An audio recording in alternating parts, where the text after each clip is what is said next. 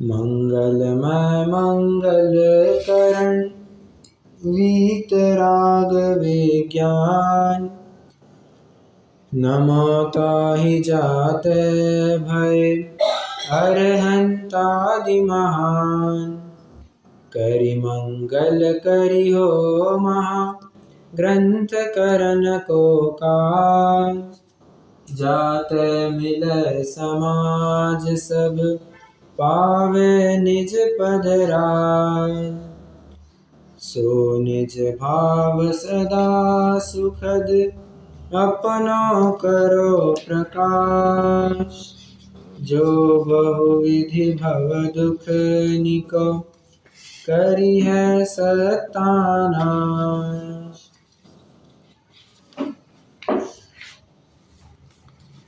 दुखों का वर्णन कर्मों की अपेक्षा से हुआ, गति की अपेक्षा से हुआ, और गति में भी एक प्रकार से आठों कर्मों की बात फिर से आई थी। चारों गतियों के जीवों के किस किस प्रकार ज्ञानावरण दर्शनावरण की हीनाधिकता पाई जाती है, उनके साता असाता की क्या स्थिति है, नाम कर्म गोत्र कर्म की क्या स्थिति है, फिर अंतराय कर्म की क्या स्थिति है, मोहनीय कर्म कषायों की क्या स्थिति, कषायों की स्थिति के ऊपर विशेष फोकस किया।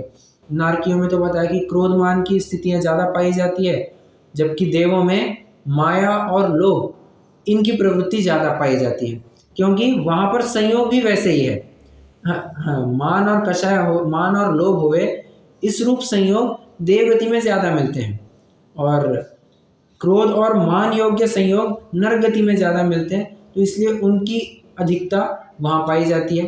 कुछ लेशा के माध्यम से भी चर्चा हुई कि जहाँ पर तीव्र कषाय होती है वहाँ पर 3 अशुभ लेशाएं पाई जाती है, कृष्ण, नील और कापोत। और जहाँ पर मंद कषाय होती है, जैसे देव आदि में, वहाँ पर 3 उत्तम कषाय पाई जाती है, पीत, पद्म और शुक्ल। परंतु एक बात विशेष कल हमने देखी थी कि देवगति में अधिक से अधिक 31 सागर पाई जाती है। अब एक प्रश्न भी आया था, 31 सागर कैसे? देवों में तो 33 सागर की आयु होती है सर्वाधिक। परंतु बात यह है, वहां पर उन्होंने आगे एक नोट लिखा था पंडित जी ने कि 31 सागर की आयु के ऊपर वाले जितने भी होते हैं वे नियम से मोक्ष मार्गस्थ होते हैं, नियम से सम्यक दृष्टि होते हैं। तो उनकी यहाँ पर बात चल ही नहीं रही है, क्योंकि हम जानते हैं अगले भाव में या 1-2 भाव में वे मोक्ष जाने ही वाले हैं, तो उनकी हमें कुछ अलग से बात करनी नहीं है। उनका जाना तो तय है, मोक्ष में जाना तय ही है, ठीक है। 31 सागर तक की आयु वाला देव भी कोई फिक्स नहीं है। अगर मिथ्या दृष्टि होगा तो कुछ कह नहीं सकते कि ये मोक्ष में जाएगा या नहीं जाएगा। तो ऐसी बात है। इस मतलब चारों गतियों के दुख बताए, और आज एक नवीन प्रकार से दुख का स्वरूप बताया, दुख का सामान्य स्वरूप बताएंगे 4 प्रकार की इच्छाओं के माध्यम से। अब ये 4 प्रकार की इच्छा कैसी है, ये आप समझ सकते हैं कि जो हमने अब तक का प्रकरण पढ़ा, एक प्रकार से उस प्रकरण के लिए चूलिका के रूप में काम करेगा। चूलिका मतलब क्या होती है? चूलिका मतलब क्या होती है?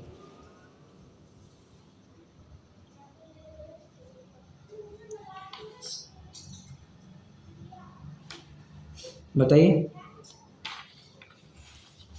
द्रव्य संग्रह में देखा है बराबर। 3 बातें होती है चूलिका में। क्या आपने पढ़ाया था ये? हाँ, द्रव्य संग्रह में जब पहला अधिकार अपना पूरा हुआ था, तो वहां पर एक चूलिका का कंसेप्ट आया था, और वहां पर चूलिका की परिभाषा भी दी थी। क्या? वर्णित, अवर्णित तथा मिश्र, तीनों बातों का जिक्र करना, जिक्र जहां पर पाया जाता है उसे चूलिका कहते हैं। मतलब कही हुई बात को फिर से दोहराना, एक तो कोई नई बात आ रही है उसको बताना, या फिर दोनों को मिला करके कोई कही अनकही बात फिर से बताना, उसे भी, मतलब ये इसका वर्णन जहां पाया जाता है उसे चूलिका कहते हैं, बराबर। अब एक प्रकार से समझ सकते हैं चूलिका का काम करेगी। ये जो 4 प्रकार की इच्छाओं का प्रकरण है उस तरह का काम है। थोड़ा सा नवीन विषय भी मिलेगा, थोड़ा सा रिपीटेड विषय तो डेफिनेटली मिलेगा। आप कैसे, ये आप स्वयं समझ जाएंगे। पर पहले तो मैं बता दूं ये 4 प्रकार की इच्छाएं। ये इसको उपसंहार बोल सकते हैं क्या? नहीं, चूलिका कह सकते हैं, जैसे बोलते हैं। कह सकते हैं, परंतु हाँ कह सकते हैं, कोई दिक्कत नहीं। ये एक अपने आगम ग्रंथों में ही आता है ऐसे चूलिका लिखा हुआ, बराबर। बाकी जगह जो होते हैं ना बराबर। उसमें तो ये लिखा आता है। बराबर। उपसंहार भी कह सकते हैं कि एक प्रकार से कंक्लूजन हो रहा है कि बाबा अब टॉपिक कंप्लीट हो रहा है, तो उसके लिए भी उपसंहार कहा जाता है, तो उस प्रकार से भी कह सकते हैं, नो प्रॉब्लम। तो 4 प्रकार की इच्छाएं कौन सी है जरा देखना। अभी चाहे तो किताब में मत देखिए, मैं यहाँ से बता रहा हूँ, तो उतना बस सुनिए आप। पहली बताई है हाँ कि विषय कहाँ गई, विषय ग्रहण की इच्छा। दूसरी है कषाय नामक इच्छा। तीसरी है पाप उदय जनित इच्छा। चौथी है पुण्य उदय जनित इच्छा। 4 इच्छाएं कही, समझ लेना, ये आपके एग्जाम में क्वेश्चन आएगा, ठीक है। इन 4 ये क्योंकि ये बहुत हॉट टॉपिक है, बहुत ही जबरदस्त कंसेप्ट है ये। पंडित जी साहब ने जो ये बात लिखी है 4 प्रकार की इच्छा है, मतलब डेफिनेटली आपको थोड़ा बहुत तो नवीन प्रमेय मिलेगा ही मिलेगा, तो समझ लेना, ठीक है। हो सके तो अभी याद कर लेना चारों बातें, मैं आपसे बुलवाऊंगा भी, मैं फिर से मैं 2 दफ़ा आप रिपीट करूंगा, फिर आपसे भी रिपीट करवाऊंगा। पहली इच्छा विषय नामक इच्छा, दूसरी कषाय नामक इच्छा, तीसरी पाप उदय जनित इच्छा, चौथी पुण्य उदय जनित इच्छा, ठीक है। मैं फिर से दोहराता हूँ, विषय इच्छा, विषय नामक इच्छा, दूसरी कषाय नामक इच्छा, तीसरी पाप उदय जनित इच्छा, और चौथी पुण्य उदय जनित इच्छा। अब बताइए, मेरे ख्याल से याद हो गया होगा।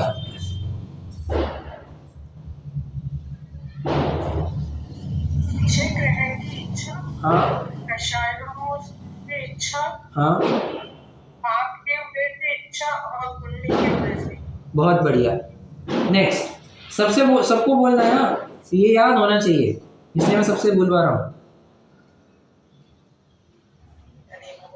हाँ जी, विषय ग्रहण की इच्छा, बराबर, विषय ग्रहण की इच्छा, राइट इच्छा, राइट। की इच्छा और पुण्य उदय की इच्छा। पुण्य उदय की इच्छा तो ऐसे नहीं कहेंगे, ठीक है, पुण्य उदय की इच्छा अर्थ तो आप समझ गए होंगे, परंतु आप ऐसा कहे तो बेहतर रहेगा, पुण्य उदय जनित इच्छा, ठीक है। तो वैसा कहेंगे तो बेहतर रहेगा, बट कोई दिक्कत नहीं, बहुत बढ़िया।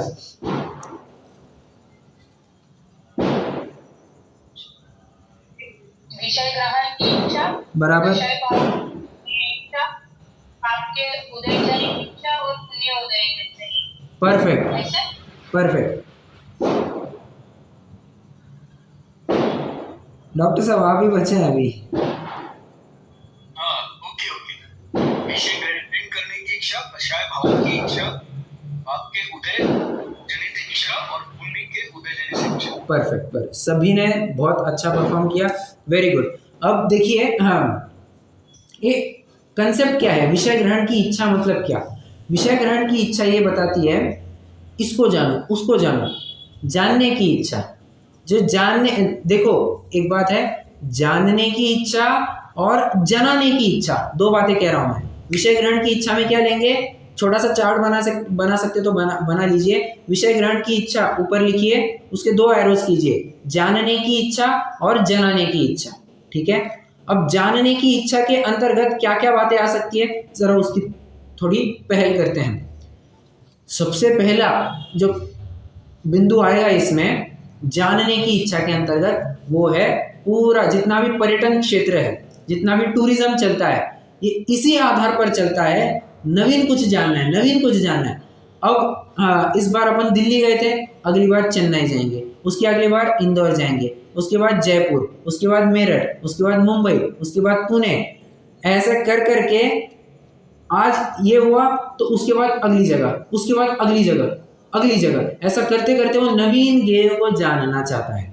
और टूरिज्म जितना भी चलता है ये इसी के आधार पर चलता है। देखिए ना, भारत जा करके बोर हो गए, भारत नहीं, छोड़ो भारत का कहाँ पर ले अपन, भारतीय व्यक्ति अगर कहीं फॉरेन में घूमने जाता है, दुबई में जा करके बोर हो गए, दुबई में क्या जाना, चलो यूएस चलते हैं, यूएस में भी बहुत बार चलेगा, अब क्या करना, जरा साउथ अफ्रीका चलो, साउथ अफ्रीका में क्या करना, हाँ, काले काले लोग देखना, काले काले लोग नहीं, साउथ अफ्रीका में कहते हैं कि वहाँ पर जंगल क्या है, अफ्रीकन सफारीज बहुत फेमस है, तो वहाँ के जंगलों में घूमेंगे। फिर ऑस्ट्रेलिया चलो, और क्या बोलते हैं, जापान चलो, और चाइना चलो। अफगानिस्तान कोई नहीं कहेगा अफगानिस्तान घूमने चलो, पाकिस्तान घूमने चलो। तो कहना मैं ये चाहता हूँ, नवीन गेय चाहता है, हर बार नवीन गेय चाहता है, और सरकार तो इस बारे में बड़ी कटिबद्ध है। क्या, अगर किसी पर्यटक को, किसी टूरिस्ट को थोड़ी सी भी दिक्कत हो जाए और वो उस बारे में कंप्लेंट करे कि आपके लोग ऐसे ऐसे हैं, उसके अगेंस्ट बहुत स्ट्रिक्ट एक्शन होता है।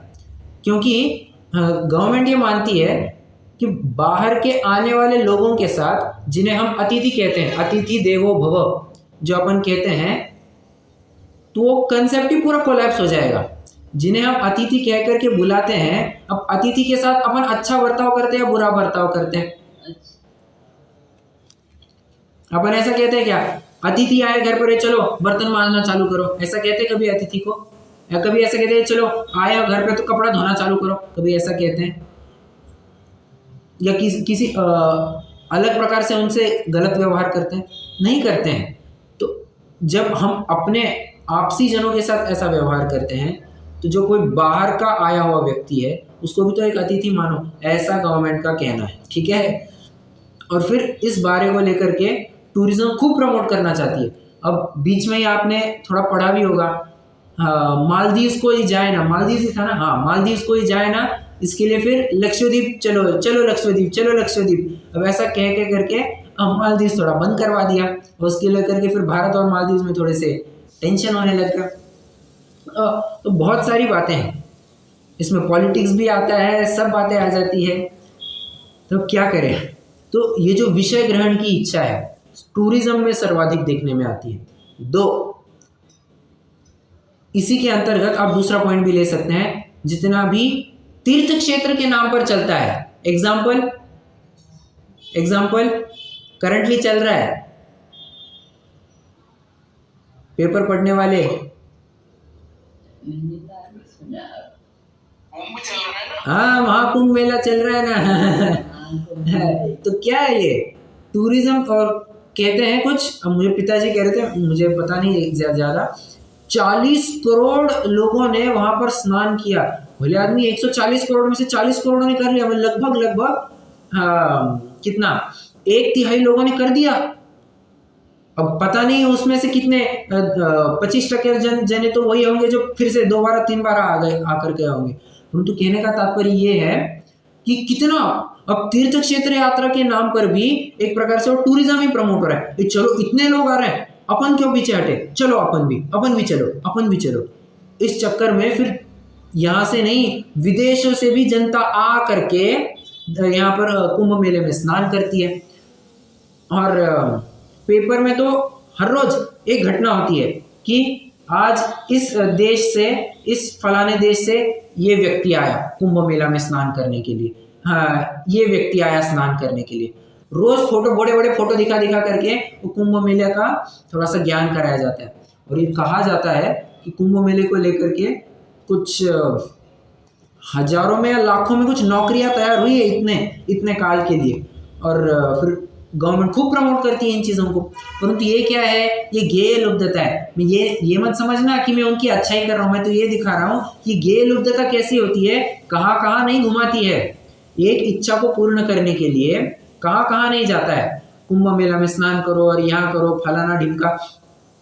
हाँ, फिर इसमें कोई अचरज नहीं कि इतने सारे लोग आ जाए तो वहाँ पर थोड़ा सा क्या कहते हैं, स्टैम्पीड भी हो जाता है। स्टैम्पीड समझते हैं?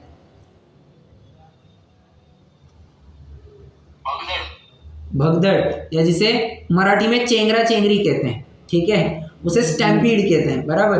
तो ऐसे में कितने लोग फिर मारे भी जाते हैं। या कभी इतने सारे लोग आ जाए, और बीच में हुआ तो कुंभ मेला में आग लग गई, तंबुओं में आग लग गई।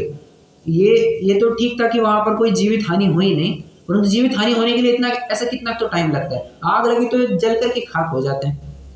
तो अपनी जान की जोखिम पर भी ये वहां जाना चाहता है। जितने भी एडवेंचर स्पोर्ट्स चलते हैं, दुबई में जा करके स्कूबा डाइविंग करते हैं और फलाना स्काई डाइविंग करते हैं, कितनी कितनी तरह तरह की वो डाइविंग्स कर करके, sky diving, scuba diving, adventure करना चाहता है। क्यों?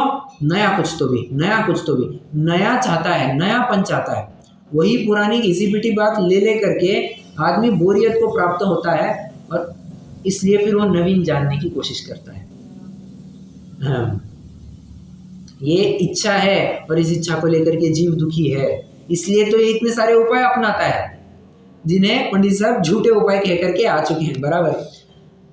तो विषय ग्रहण की इच्छा, तीर्थ क्षेत्र में अपना भी लगा लेना, कोई अन्य मतियों का नहीं, हाँ अपना भी लगा लेना। सम्मेत शिखर जी जा रहे हैं, शिखर जी जा रहे हैं, तो कितने जन शिखर जी जा चुके हैं अभी तक? वैसे सभी चले गए होंगे मेरे ख्याल से। सबकी उम्र इतनी हो गई है कि तो राउंड तो हो ही गया होगा। टेंशन मत लीजिए, मैं भी अभी तक गया नहीं हूँ। शिखर जी मैं भी गया नहीं हूँ, पर बात यह है कि शिखर जी कई सारे लोग कई बार यात्रा करके आ चुके हैं। और फिर ये भी कंसेप्ट चलता है कि श्वेतांबरियों के अलग से चलता है, दिगंबरियों के लिए अलग से। तीर्थ क्षेत्र तो दोनों ने माना है, बराबर, पर फिर अलग श्वेतांबरियों के लिए अलग काल होता है और दिगंबरियों के लिए अलग सा टाइम चलता है। तो ऐसे में भी देखना, हाँ, अगर कोई साथीगण होंगे साथ में तो कहते हैं एक टोक के दर्शन नहीं हुए, अगली टोक कौन सी, अगली टोक कौन सी, अगली टोक कौन सी। भले आदमी सामने जो भगवान है उसके तो ढंग से दर्शन करता है नहीं, और अगली टोक कौन सी, अगली टोक कौन सी, इसकी चिंता करते रहता है। और फिर सारे टोकों के दर्शन हो गए, सारी टोकों के दर्शन हो गए, अब क्या? अब विकथाएं करते करते नीचे आ जाते हैं। दर्शन करने के लिए तब तक तो ठीक था, अब थोड़ा पुण्योदय है, शुभ भाव है, पुण्योदय कैसे कहे, वैसे कहना भी पड़ेगा क्योंकि भगवान के दर्शन करने मिल रहे तो अति पुण्य उदय ममा है। खैर, तो पुण्य भाव कर रहे हैं तब तक तो ठीक था, पर नीचे आते आते सारी विकथाएं चालू हो जाती है, ये करना वो करना, अब इसके बाद ना हम यहाँ पर जाएंगे। अरे अभी शिखर जी के दर्शन ढंग से हुए नहीं, उसकी सीढ़ियाँ तुमने चढ़ी उतरी नहीं, और अगली ट्रिप कौन सी करना? अरे है वहाँ की वितरकता लो। हाँ, वितरकता लेने के लिए कोई क्यों जाता गिरनार, क्यों जाता काशी, घट ही में है तेरे घट घट का वासी, अंतर का कोना टटोल, टोल टोल तेरा प्रभु तुझ ही में डोले। हाँ, कोई बाहर जो ढूंढा ना भगवान पाया, संसार को ही है तूने बढ़ाया। हाँ, तुम भगवान बाहर में ढूंढ रहा है, शिखर जी जा करके गिरनार, कैलाश पर्वत। मैं ये नहीं कह रहा हूँ नहीं जाना चाहिए, मैं ये नहीं कह रहा हूँ नहीं जाना चाहिए, परंतु दिक्कत कहाँ पर है? तीर्थ क्षेत्रों पर जा करके वहां पर वितरागता को छोड़ करके बाकी सब चीजें लेकर के आ जाते हैं। अगर वहां से वितरागता भी ले जाए ना, हाँ, तो समझ लेना जीव सम्यक्तों के बहुत करीब पहुंच जाए, बहुत करीब पहुंच जाए। अरे अगर वितरागता, कोई सच्चा अर्थी होगा वितरागता का, वो शिखर जी भी क्यों जाएगा? वो पास में जो मंदिर है वहां पर जाकर के वितरागता ले लेगा। मूर्तियां अलग थोड़ी ना हुआ करती। ये बात अलग है कि तीर्थ क्षेत्र पर जाने के बाद वहाँ विशेष महात्म्य आता है कि बाबा यहाँ से इतने, इस टोक से इतने तीर्थंकर गए, इस टोक से इतने करोड़ मुनिराज मोक्ष को प्राप्त हुए, इतने जन स्वर्ग को चले गए। अब ये महात्म्य जरूर ख्याल में आता है, नो डाउट, परंतु ये किनके लिए? प्राक पदव्याम, जो नए नए प्रवेश कर चुके हैं, उनको जिन धर्म के बारे में महत्ता ख्याल में आए, उनके लिए ये सब प्रयास था। अब जो अभ्यस्त हो गए वे भी इन्हीं बातों में लगे रहे कि चलो यहाँ पर, चलो घूमने, ये सब घूमने के नाम पर ट्रिप निकालते हैं, ऐसा है। हाँ, तो ये भी क्या है? ज्ञेय लुब्धता। इस तीर्थ क्षेत्र पर जाना, उस तीर्थ क्षेत्र पर जाना, तो सारी ज्ञेय लुब्धता है। और समझना बहुत सारी बातें, हाँ, ये हो सकता है आज कल मोटा मोटी परसों के दिन भी ये प्रकरण चल सकता है, क्योंकि चर्चा करने के लिए बहुत विषय है और बहुत कुछ विषय है। भले ही ये रिपीट होता हुआ दिखाई दे रहा है, परंतु चर्चा करने के लिए बहुत विषय है। देखिए, हाँ, और समझना ये तो मैंने थोड़ा सा घूमने की अपेक्षा ज्ञेय लुब्धता कैसे होती है बताई मैंने। आपको याद आ रहा है अपन ने जब ज्ञानावरण दर्शनावरण की चर्चा की थी, तब उसमें मैंने एक उदाहरण दिया था। क्या? मोबाइल में कुछ देख रहे हैं, मान के चलो यूट्यूब पर नाटक वगैरह कुछ देख रहे हैं, और उसमें बीच में आ गई ऐड। अब ऐड आ गई तो कैसा होता है? या मान के चलो नेट बंद पड़ गया, गोल गोल गोल गोल गोल गोल गोल गोल घूम रहा है, कैसे क्या बीतती है? बुरा लगता है बुरा लगता है। और ऐसा लगता है यार कैसा ये इंटरनेट है, ढंग से चलता नहीं, क्या नहीं, ये इंटरनेट ही खराब है, यही सब बेकार है। फिर बाकी सब वस्तुओं के ऊपर दोषारोपण चालू। मतलब उतने काल के लिए भी वो हमारी जो जानने की आसक्ति थी वो छूटी नहीं है, और उसके उसके फलस्वरूप ये सब देखने को मिलता है। और समझना, कोई टीवी देख रहा है, उदाहरण है, कोई टीवी देख रहा है, मैच चल रही है, कौन सी मैच चल रही है? इंडिया इंग्लैंड मैच चल रही है। अगर कोई जानता होगा तो फिलहाल इंडिया इंग्लैंड मैच चल रही है। तो ऐसे में चल रही है मैच, शामी बॉलिंग डाल रहा है मैं उदाहरण दे रहा हूँ। ये विराट कोहली बैटिंग कर रहा है, श्रेयस अय्यर बैटिंग कर रहा है, कोई बस टीवी के सामने से गुजरे, तुम दो बदतमीज 2 मिनट रुक नहीं सकते क्या? समझ में नहीं आता क्या? यहाँ पर टीवी चल रहा है, मेरी मैच मिस हो जाएगी। तेरे को मैच की पड़ी है, यहाँ पर इसको इसके काम से मतलब नहीं है। सामने वाला कुछ महत्वपूर्ण काम कर रहा है, उसको कुछ मतलब नहीं है, अपना एक गेंद मिस नहीं करना चाहता, ऐसा है। हाँ, मतलब ये क्या है? ये लुप्तता। जानने की इतनी इच्छा पड़ी है, बिल्कुल भी व्यवधान नहीं चाहता है, बिल्कुल भी अंतराय नहीं चाहता है। मतलब एक प्रकार से समझिए यहाँ पर अंतराय की भी बात आ जाती है, निरंतराय रूप से उसको ग्रहण करना चाहता है। और अगर वो विषय ना मिले तो पंडित जी साहब के शब्दों में महाव्याकुल होता है, ऐसा है। तो ये सब क्या है? ये कौन सी इच्छा हुई?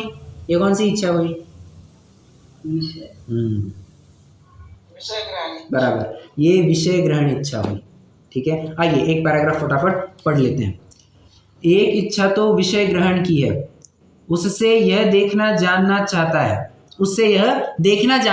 है, जैसे वर्ण देखने की, राग सुनने की, अव्यक्त को जानने की इत्यादि इच्छा होती है। वहाँ अन्य कोई पीड़ा नहीं है, परंतु जब तक देखता जानता नहीं है तब तक महाव्याकुल होता है। इस इच्छा का नाम विषय है। और समझना और किस प्रकार होती है। कितने जन आप में से, एक जनरल क्वेश्चन है, आप कितने जन आप में से अखबार के रसिक हैं?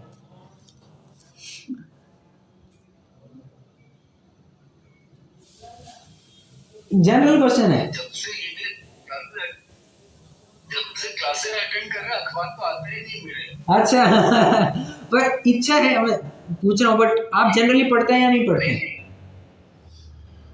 नहीं पढ़ता आजकल तो बिल्कुल नहीं। मेरा आजकल टीवी भी बंद है तकरीबन। Okay fine She is watching.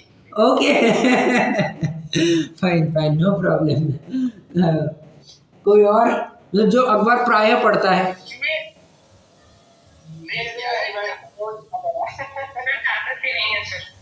अच्छा, आदत ही नहीं। दूसरी चीज दीजिए, कुछ दूसरी हैबिट डाल लेंगे ना तो फिर नहीं देखेंगे पेपर। बराबर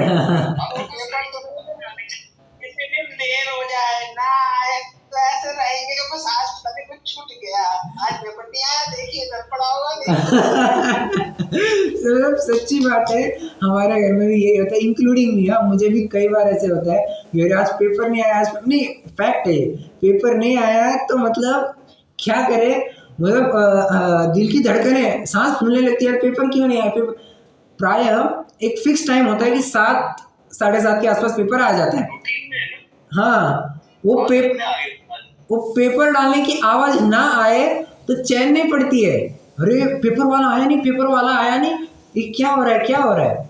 और फिर ढूंढते रहते हैं, कहीं दरवाजा गेट को लगा करके तो नहीं चला गया, कहीं डाल तो नहीं दिया, कहीं फेंक तो नहीं दिया। अच्छा देखो पेपर वाले को फोन लगाओ, क्यों आया नहीं, क्या है। मतलब हर प्रकार की दिक्कतें। ये सबसे पहली दिक्कत पेपर आने को लेकर के। एक, अब पेपर आया, घर में है 4 खोपड़ियाँ, चारों को एक साथ पढ़ना होता है पेपर चारों को एक साथ पेपर पढ़ना है, पहले मैं। अब इस उधेड़बुन में सबसे कोरा पेपर कौन पढ़ेगा, तो उसको लेकर के शर्त लगी रहती है। मैं आज पहला पेपर पढ़ के, हाँ बहुत बड़ा इशू होता है। मतलब कई लोगों को पेपर में मजा नहीं आता, वो फ्रेश चाहिए। हाँ, तो ये भी एक हैबिट है। राइट फ्रेश कोरा पेपर चाहिए वो।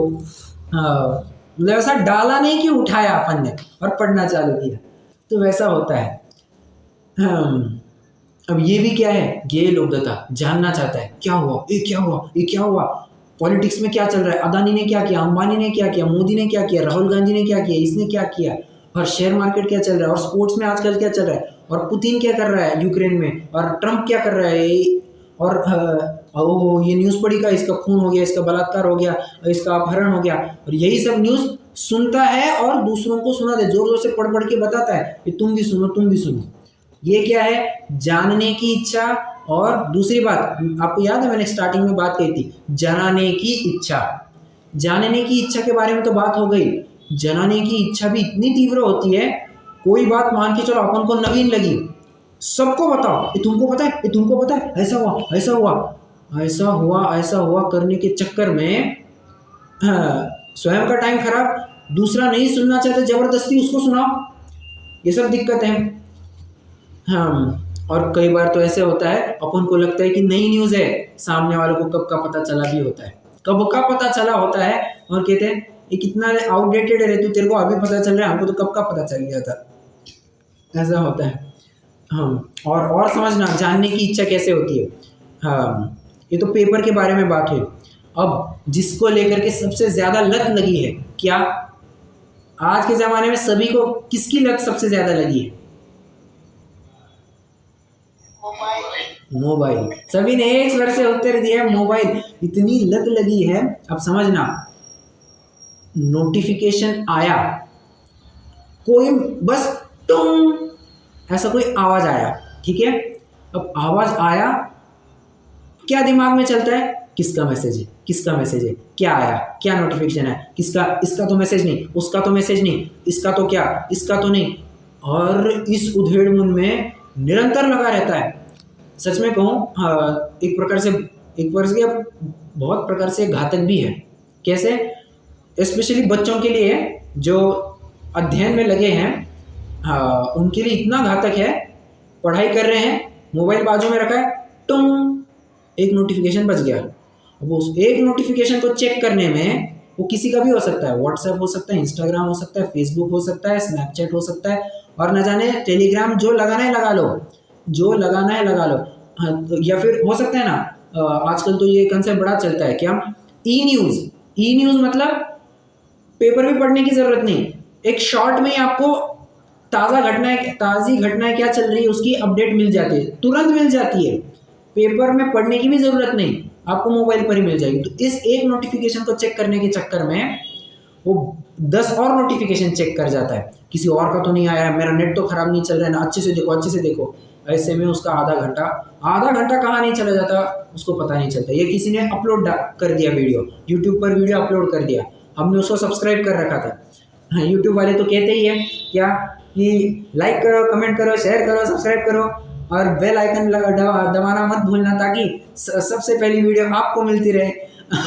और सबसे पहली वीडियो आपको मिलती रहे, इस चक्कर में वो पहली बार वीडियो देखा फ्रेश, उसमें नई वीडियो और देख ली, एक और वीडियो देख ली, और ऐसे में इतना टाइम चला जाता है, सुध नहीं होती है, बिल्कुल भी कंट्रोल नहीं होता है। हाँ, इसलिए मैंने तो एक बात पक्की कर रखी है, क्या, मैं फ़िलहाल ना पेपर पढ़ रहा हूँ, ना मैं मोबाइल किसी भी प्रकार से देख रहा हूँ, एक्सेप्ट पढ़ाई रिलेटेड। तो उसको लेकर के मुझे सच में बहुत फ़ायदा हुआ है। क्यों? फोकस बढ़ता है, कंप्लीट फोकस बढ़ता है। नहीं तो होता क्या है, यार चलो यार बहुत बोर हो रहा है, थोड़ा सा वीडियो देख लेते हैं, थोड़ा सा सामने वाला क्या कहना चाहिए, शेयर मार्केट के रिलेटेड क्या वीडियो, थोड़ा वो देख लिया, थोड़ा क्रिकेट के रिलेटेड कुछ वीडियो देख लिया, या थोड़ा सा कोई और वीडियो देख लिया। ऐसे करते करते फिर कितना टाइम निकल जाता है पता ही नहीं चलता। और ये मैंने साक्षात अनुभव किया हुआ है, ये अनुभव के बोल हैं, इसलिए मैं आपको बोल रहा हूँ। तो फिर देखो, एक बात है, विषय ग्रहण की इच्छा को कम करना है ना, तो ये कोई ऐसा सेट पैरामीटर नहीं है कि ये ही है। ये उदाहरण अंग्रेजी में इसे बहुत अच्छे से कहते हैं, the examples given here are illustrative but not exhaustive. क्या कहा? फिर से, the examples given here are illustrative but not exhaustive. What do you mean by that?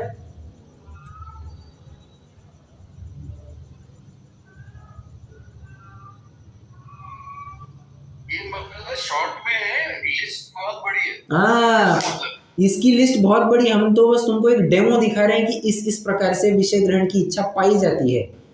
अब ये तुम तय करना कि तुम्हारे विषय ग्रहण की इच्छा कैसी है। क्यों? मुंडेर मुंडेर मतिर भिन्न, जितनी जितनी खोपड़ियां हैं उतने सबके विषय ग्रहण करने की इच्छा अलग अलग है।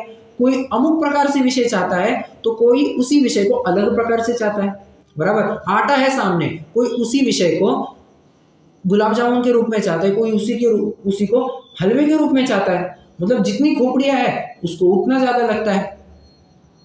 और एक ही विषय को कई बार कोई कहता है कि गुड़ का बनाओ, कोई शक्कर का बनाओ। हलवा बनाना है, हलवा ही बनाना है, दोनों जनों को हलवा बनाना है। एक कहता है गुड़ का बनाओ, एक कहता है शक्कर का बनाओ, एक कहता है बिना शक्कर का बनाओ, एक फीका बनाओ, उसमें ये डालो, उसमें घी कम डालो, ये तेल ज़्यादा डालो, फलाना ढिमका जो कुछ भी है। मतलब अपने लेवल पर ही एनालाइज करना है कि हमारा टाइम कहाँ जाता है। जो विषय ग्रहण करने की हमारी सर्वाधिक इच्छा पाई जाती है, ये हमें हमारा एनालाइज करना चाहिए। मैंने आपको मोटा मोटी जो कवर कर जाते हैं, अखबार, मोबाइल सबसे ज़्यादा, टूरिज्म, तीर्थ यात्रा, इन सब के तो उदाहरण मैंने आपको दे दिए। अब आप और समझ लेना। एक और बात, कई बार होता है गप्पे लगाने में इतना टाइम चले जाता है, ख्याल में आता नहीं है सामने वाला बोल रहा है तो थोड़ी सी अपडेट होता है ना। कई जनों को आदत होती है अपडेट लेने के लिए दूसरों को फोन करे, क्या चल रहा है भाई और बहन, कैसा चल रहा है भाई और बहन करने में हो अपडेट पूरी मिलती रहती है, इतनी अपडेट मिलती रहती है कि पूछो मत। और फिर कोई उस बीच में बुलाए, आपने भी सभी ने अनुभव किया होगा, कोई फ़ोन पर बात कर रहा है और कोई बीच बीच में आकर के हमको टोके, तुमने ये काम किया क्या, तुमने वो काम किया क्या। डिस्टर्ब होता है नहीं होता है आदमी, ऑफ कोर्स डिस्टर्ब होता है। भाई ये क्या है, कहते बदतमीज समझते नहीं तुम, जरा 2 मिनट रुक नहीं सकते, मैं फ़ोन पर बात कर रहा हूँ ना। तो ऐसा कह करके हाँ बहुत होता है। मतलब हमारी माता जी का तो बहुत होता है, कभी फ़ोन हमारी माता जी उनकी माता जी से बात करती है तो मैं कभी आकर के बोलता हूँ यार इतना काम हुआ क्या या इतना करना है, तो थोड़ी सी त्रस्त होकर के बोलती है 2 मिनट रुक नहीं सकते क्या, बात कर रही हूँ ना मैं। और ऐसा उनका तो पाया जाता है, कभी कभी मेरा भी पाया जाता है और हर एक का पाया जाता है। यहाँ पर कोई ऐसा ये नहीं है कि कोई दूध का धुला है, यहाँ हम संसार में है, मतलब कुछ ना कुछ गलतियाँ तो पाई ही जाती है, किसी में कम मात्रा में, किसी में अधिक मात्रा में, और मोटा मोटी ये दिक्कतें पाई जाती है। ठीक है, तो ये विषय ग्रहण की इच्छा, जानने की इच्छा और जनाने की इच्छा। तो दूसरों को भी बताना चाहता है, ये मुझे ये हुआ, मुझे ये हुआ, मेरे साथ ये हुआ, जानते हो ये ऐसा हुआ, और किसी को नहीं पता है, जो सीक्रेट बताना चाहता है। तो ये सब बातें हैं। पहली इच्छा पूरी हुई। अब दूसरी इच्छा, कषाय नामक इच्छा। अब कषाय नामक इच्छा क्या है?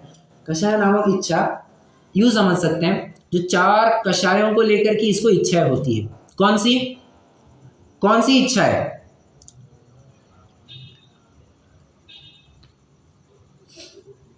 कषाय को लेकर के 4 इच्छा है। आप मुझे बताएंगे तो बहुत अच्छा रहेगा। वर्ड टू वर्ड मैं एक्सपेक्ट भी करता हूं क्योंकि प्रकरण चल चुका है अपना पहले।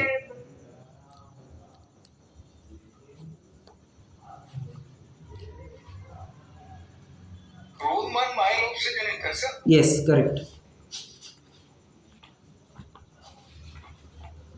क्रोध से बुरा करना चाहते हैं और मान से हीन करना चाहते हैं। बराबर। और बोलिए, आप सही है, एकदम सही जा रहे हैं।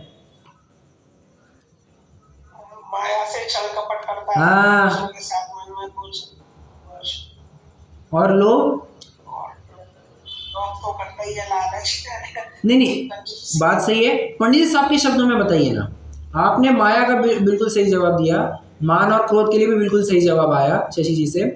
लोभ के लिए क्या कहेंगे?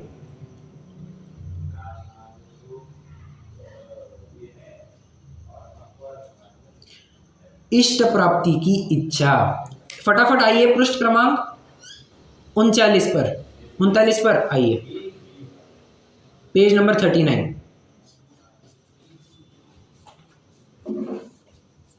होता सब भवितव्य से। हाँ, बराबर, वही वाला। तो वहां पर एक लाइन में फिर से पढ़ते हैं। इस प्रकार क्रोध से बुरा चाहने की इच्छा, आगे बात बुरा चाहने की इच्छा को हाईलाइट कीजिए, बुरा चाहने की इच्छा, इसको पूरा पूरे को हाईलाइट कीजिए, बुरा चाहने की इच्छा। नीचे मान से अपनी महंतता की इच्छा।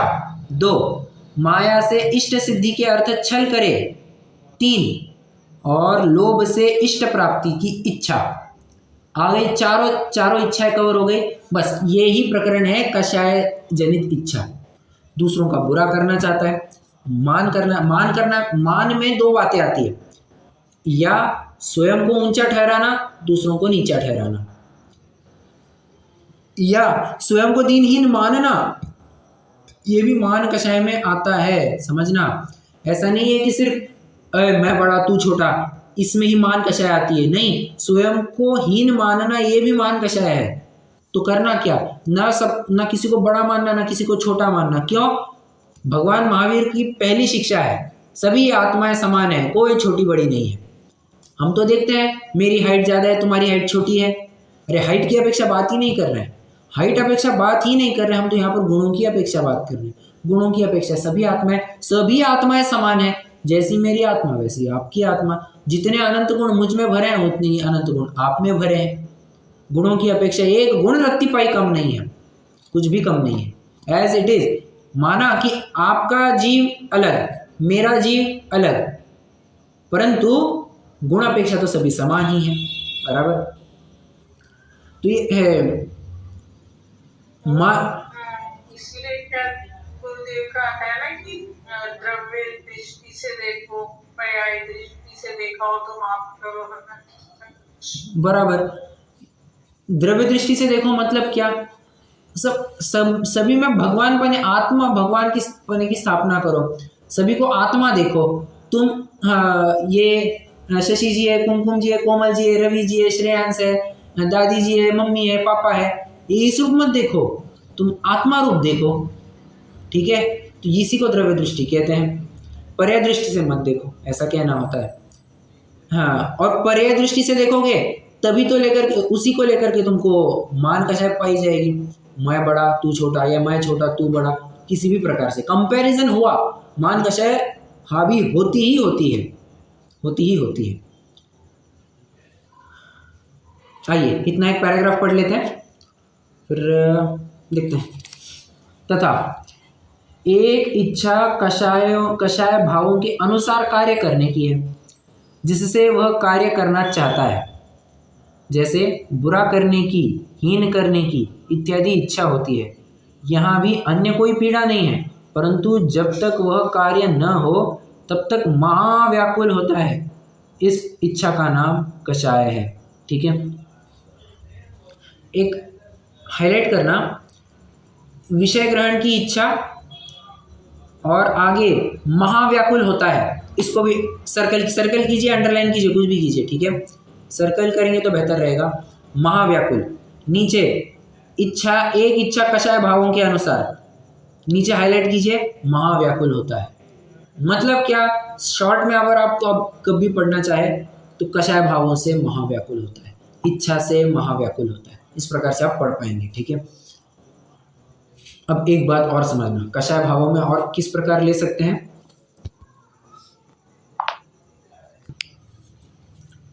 एक बात समझना, मैं क्या कह रहा था, हाँ,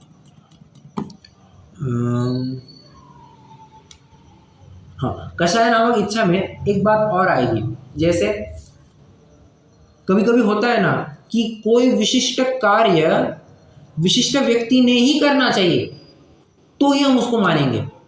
अगर विशिष्ट कार्य विशिष्ट काल में या विशिष्ट व्यक्ति के द्वारा नहीं हुआ तो हम कहते कार्य हुआ ही नहीं। उदाहरण, प्रत्येक राजनेता, हर एक राजनेता देश का उद्धार चाहता है। मुझे बताइए ऐसा एक नेता बताइए जो ये ना कहता हो कि हम देश का उद्धार नहीं चाहते। सभी कहते हैं हम देश का उद्धार चाहते हैं, परंतु अपनी सत्ता के काल में। क्या कहते हैं, बस करते नहीं है। हाँ, कहते हैं करते हैं वो बात अलग है, परंतु सब देश का उद्धार कहना भी कब चाहते हैं, अपनी सत्ता के काल में। जब अपनी सत्ता हो तभी चाहते हैं कि देश का उद्धार हो, या देश का उद्धार करने का थोड़ा विकल्प भी करते हैं या किसी प्रकार से काम भी करते हैं। अगर विरोधी पक्ष की सत्ता हो तो कहते हैं डूब रहा है देश, डूब रही है जनता पूरी, कर्जे में खाई में डुबोया जा रहा है, ऐसा कह के करके अपोजिट पार्टी को उलाहना दी जाती है। और अच्छा भी होगा कुछ काम तो कहते हैं घटिया था। अब एक बात आप समझ सकते हैं अच्छे से कि जब भी बजट अनाउंस होता है किसी भी लेजिस्लेटिव असेंबली, मतलब विधानसभा में होता हो या लोकसभा में होता हो, कहीं पर भी पार्लियामेंट में, लेजिस्लेटिव असेंबली में जब भी बजट प्रेजेंट होता है, सारे जितने भी सत्ताधारी होते हैं बेस्ट बजट था, इस बार का बजट सबसे बेहतर था, इस बार का बजट सबसे बेहतर था।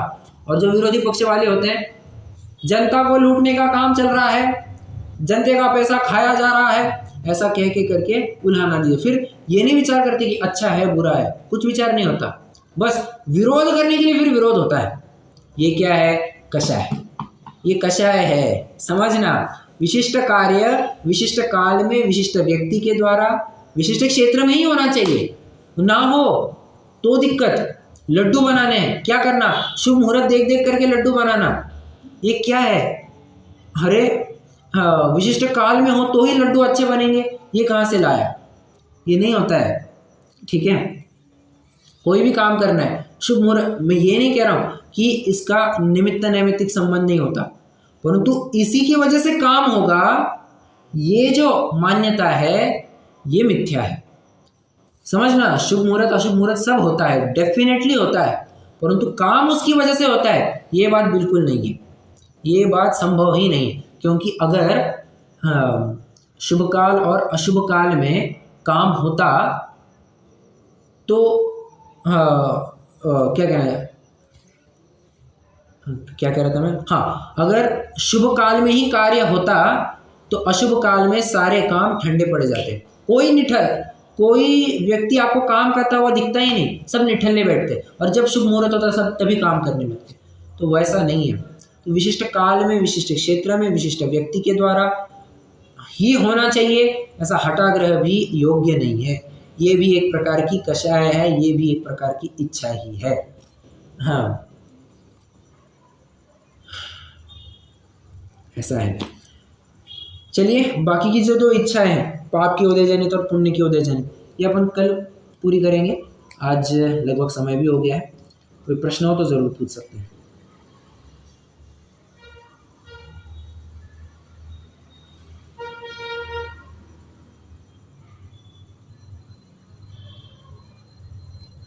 नहीं, चलिए रुकते हैं, जनवरी से करेंगे।